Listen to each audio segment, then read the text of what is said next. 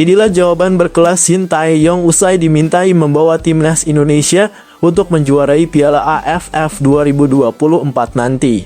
Walaupun King Indo udah level Asia, masih perlukah kita menjuarai turnamen Tarkam ASEAN tersebut? Berikut penjelasannya. Jadi pemain terbaik di Liga Tetangga Malaysia, winger Sadil Ramdhani berpotensi akan kembali dipanggil Shin Tae-yong. Sanggupkah dia bersaing dengan para pemain-pemain hebat lainnya yang berkarier di Eropa? Simak baik-baik. Terungkap, dibongkar langsung oleh ex-co PSSI, ternyata ini alasan yang membuat timnas Australia U17 bermain seperti tidak niat saat melawan timnas Indonesia U17. Temukan jawabannya di sini. Sebelum lanjut ke beritanya, jangan lupa untuk tekan tombol subscribe agar kamu tidak ketinggalan konten menarik lainnya dari channel Total Timnas. Inilah jawaban berkelas Shin Tae-yong usai dimintai membawa timnas Indonesia untuk menjuarai Piala AFF 2024 nanti. Walaupun King Indo udah level Asia, masih perlukah kita menjuarai turnamen Tarkam ASEAN tersebut? Berikut penjelasannya. Shin Tae-yong pernah diminta tanggapannya terkait desakan sejumlah pencinta sepak bola tanah air yang memintanya membawa timnas Indonesia juara Piala AFF 2024. Pelatih 54 tahun itu bingung apakah trofi Piala AFF mesti dimenangkan timnas Indonesia atau tidak. Ia pun meminta pencinta sepak bola tanah air untuk melihat ajang yang lebih besar seperti Piala Asia, kualifikasi Piala Dunia zona Asia atau Piala Dunia, ketimbang pusing memikirkan gelar juara Piala AFF 2024. Jujur saya tak tahu timnas Indonesia perlu juara Piala AFF atau tidak. Satu yang pasti, AFC lebih besar ketimbang AFF, kata Shin Tae-yong kepada awak media pada Selasa, 28 Mei 2024 atau beberapa hari sebelum FIFA Matchday Juni 2024. Saya memohon kepada semua pihak jangan terfokus ke AFF, namun majukan diri agar kami bisa menatap ajang yang lebih tinggi levelnya seperti AFC Piala Asia atau FIFA Piala Dunia, lanjut pelatih asal Korea Selatan tersebut. Semenjak ditunjuk sebagai pelatih timnas Indonesia pada akhir Desember 2019, sederet pencapaian dicetak Shin Tae-yong. Ia membawa timnas Indonesia lolos Piala Asia di 3 level berbeda, U20, U23, dan senior. Bahkan untuk Piala Asia Senior, Shin Tae-yong membawa timnas Indonesia lolos 2 kali beruntun 2023 dan 2027. Berkat pencapaian di atas, ranking FIFA Timnas Indonesia terkerek dari posisi 173 ke 130 dunia. Shin Tae-yong juga meloloskan timnas Indonesia U23 ke semifinal Piala Asia U230 2024 alias satu langkah lagi lolos ke Olimpiade Paris 2024. Satu lagi, ayah dua anak ini juga meloloskan timnas Indonesia ke babak ketiga kualifikasi Piala Dunia 2026 zona Asia sekaligus menjaga peluang tampil di Piala Dunia 2026. Namun ada satu kekurangan Shin Tae-yong, yakni belum memenangkan gelar untuk timnas Indonesia. Di Piala AFF 2020 dan 2022, langkah timnas Indonesia terhenti di final dan semifinal. Di SEA Games 2021, timnas Indonesia U23 hanya merebut medali perunggu. Bahkan saat memimpin timnas Indonesia U19 di semifinal Piala AFF U19 2022, Marcelino Ferdinand dan kawan-kawan rontok di fase grup. Jadi, apakah Piala AFF 2024 yang digelar pada 8 Desember 2024 hingga 5 Januari 2025 wajib dimenangkan Shin Tae-yong? Anggota ex-co PSSI Arya Sinulinga mengisyaratkan membebaskan Shin Tae-yong untuk memanggil siapapun pemain abroad untuk Piala AFF 2024. Namun dengan catatan si pemain mendapatkan izin dari Sun Club, mengingat Piala AFF 2024 bukanlah agenda resmi FIFA. Kalau menurut kalian sendiri bagaimana guys, apakah timnas Indonesia masih perlu untuk juara Piala Ciki AFF walaupun level King Indo sekarang sudah level Asia? Coba tulis tanggapan kalian pada komentar di bawah ini ya.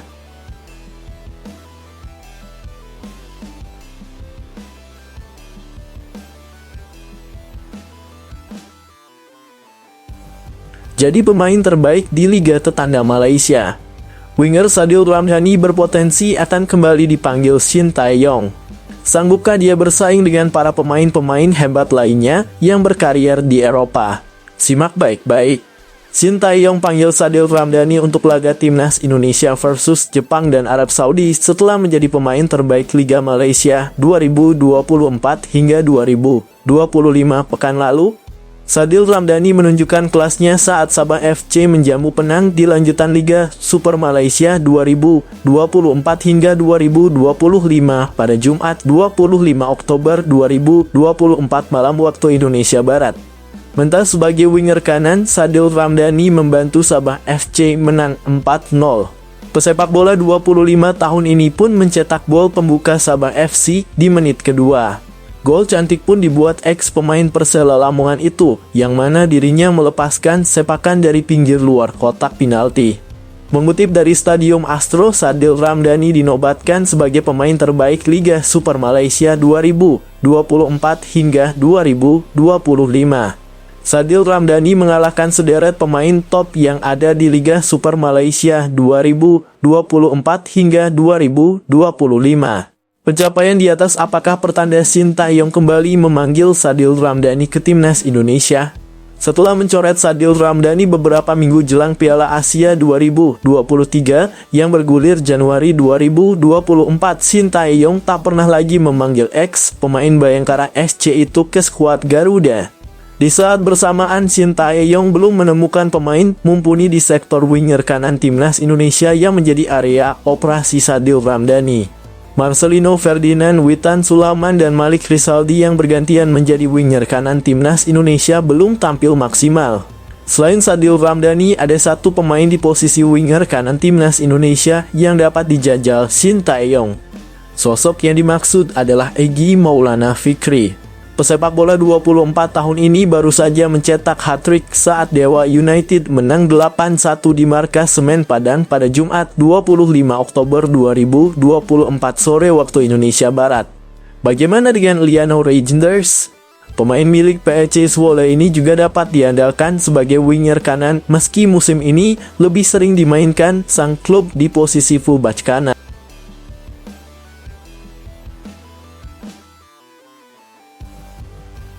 Terungkap, dibongkar langsung oleh ex-co PSSI, ternyata ini alasan yang membuat Timnas Australia U17 bermain seperti tidak niat saat melawan Timnas Indonesia U17. Temukan jawabannya di sini. Ex-co PSSI, Arya Sinulinga, buka suara soal pertandingan Timnas Australia U17 yang hanya main umpan-umpanan saat hadapi Timnas Indonesia U17 di matchday pamungkas Grup G kualifikasi Piala Asia U17 2025. Minggu 27 Oktober 2024 malam waktu Indonesia Barat. Menurutnya, Timnas Australia takut kalah dan mencari aman dari Timnas Garuda sehingga mereka memilih hasil imbang. Australianya takut nih sama Indonesia, kan tadi serangan balik kita hampir semua menghasilkan gol.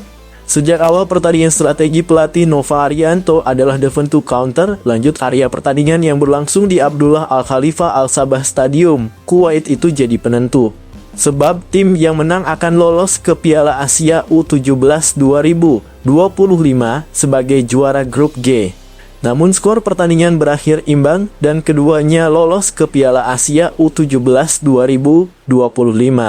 Australia meraih juara di Grup G, sedangkan Indonesia sebagai runner-up di Grup G dengan nilai 7 poin. Skuad asuhan Nova kalah selisih gol dari Australia yang menjadi juara di Grup G dengan jumlah poin yang sama. Meski begitu, Indonesia tetap menjadi salah satu dari 3 negara Asia Tenggara yang lolos ke Piala Asia U17 bersama Thailand dan Vietnam. Indonesia menjadi wakil dari negara ASEAN, sedangkan negara-negara lain gugur.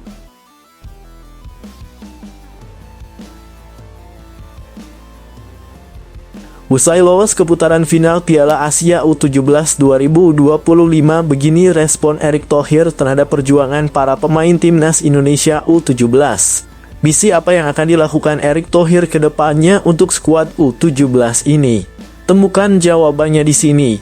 Ketua Umum PSSI Erick Thohir turut memberikan selamat kepada Timnas U17 Indonesia yang berhasil lolos ke Piala Asia U17 2025. Timnas U-Strip 17 Indonesia memastikan diri lolos ke Piala Asia U17 2025 pada Minggu 27 Oktober 2024 malam. Tepatnya yakni setelah Timnas U17 Indonesia mampu menahan imbang Australia dengan skor 0-0.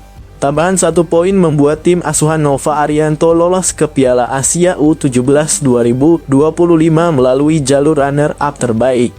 Dalam hal ini, Timnas U17 Indonesia finish di peringkat ketiga pada klasemen runner-up terbaik. 4 tim lain yang lolos melalui jalur ini yakni ada Cina, Vietnam, Iran, dan Oman. Di sisi lain, Australia lolos langsung karena menjadi juara grup G. Menanggapi hal ini, Erick Thohir bersyukur atas apa yang diraih Timnas U17 Indonesia. Pria yang juga menjabat sebagai Menteri BUMN itu kemudian berharap Timnas U17 Indonesia bisa melaju hingga 8 besar Piala Asia U17 2025. Hal tersebut bertujuan untuk menjaga asa tampil di Piala Dunia U17. Piala Asia U17 2025 sendiri baru akan dimulai pada bulan April tahun depan. Nantinya ajang tersebut terlaksana di Arab Saudi. Timnas Indonesia U17 berhasil lolos ke Piala Asia U17 2025 sekaligus menjaga harapan untuk bisa tampil di Piala Dunia U-Strip 17.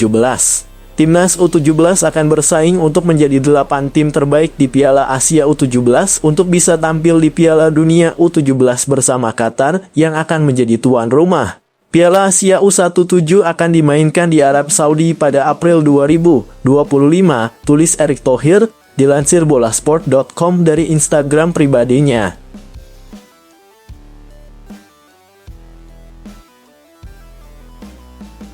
Supporter Timnas India ramai-ramai mendesak AFC dan FIFA menghukum Timnas Indonesia U17 dan Timnas Australia U17 lantaran dianggap bermain curang di laga terakhir grup G. Kualifikasi Piala Asia U17 2025. Garuda Muda berhasil lolos ke Piala Asia U17 setelah menahan imbang Australia dengan skor 0-0 di Stadion Abdullah Al Khalifah Al Sabah, Kuwait pada Minggu 27 Oktober 2024. Anak-anak asuh Nova Arianto lolos ke Piala Asia jalur peringkat kedua terbaik dengan koleksi 4 poin dari 2 pertandingan. Adapun Australia lolos dengan status juara grup G. Warganet India menilai ada keanehan dalam laga tersebut. Saat pertandingan memasuki menit ke-60, baik Indonesia dan Australia dinilai tidak memiliki gairah menekan dan mencetak gol. Para pemain Australia tampak hanya menggulirkan bola di area tengah lapangan, sementara Indonesia hanya bertahan tanpa berupaya keras merebut bola. Sampai wasit meniup peluit panjang akhir pertandingan, tidak ada gol yang tercipta oleh kedua tim. Indonesia dan Australia pun dipastikan lolos ke Piala Asia U17 2025. Hasil tersebut membuat Timnas India gagal lolos ke panggung utama lantaran hanya duduk di peringkat kelima runner-up terbaik dengan koleksi 3 poin. Sedangkan Indonesia di posisi ketiga dengan 4 poin. Jika Australia menang melawan Indonesia dengan GD plus 1, India akan lolos. Hasil seri berarti Indonesia dan Australia lolos sehingga mereka melakukan ini. Walaupun kita hanya bisa menyalahkan diri sendiri, tapi apa akibatnya jika melakukan hal tersebut? @raf.com, tulis akun X Indian Football, dikutip Senin 28 Oktober 2024. Ini memperbaiki AIFF yang seharusnya melakukan sesuatu. Saya tahu AFC tidak akan melakukan apapun, tetapi ini curang, tulis akun X @saur24insaurab. Timnas Indonesia U17 sekarang, pelatih Australia dan Indo malah membuat anak-anak U17 melakukan hal-hal tersebut alih-alih menjadi olahragawan sejati. Langkahmu @raf.com, tulis akun X @1007phoenix. Jadi, Australia hanya bisa bertahan selama 15 menit. Indonesia juga tidak mencoba apa-apa karena skor sudah cukup bagi keduanya untuk lolos ke Piala Asia U17 AFC. Tetapi tidak bagi India. FIFA dan AFC harus menyelidikinya. Tapi saya percaya penuh pada AIFF kita yang tidak kompeten. Mereka akan tidur seperti biasa, tulis akun X @pratikchaubai. Bagaimana guys menurut kalian setelah nonton pertandingan semalam? Apakah timnas Indonesia dan Australia layak diselidiki FIFA dan AFC karena seperti bermain tidak ingin ada yang menang? Coba tulis pendapat kalian pada komentar di bawah ini ya.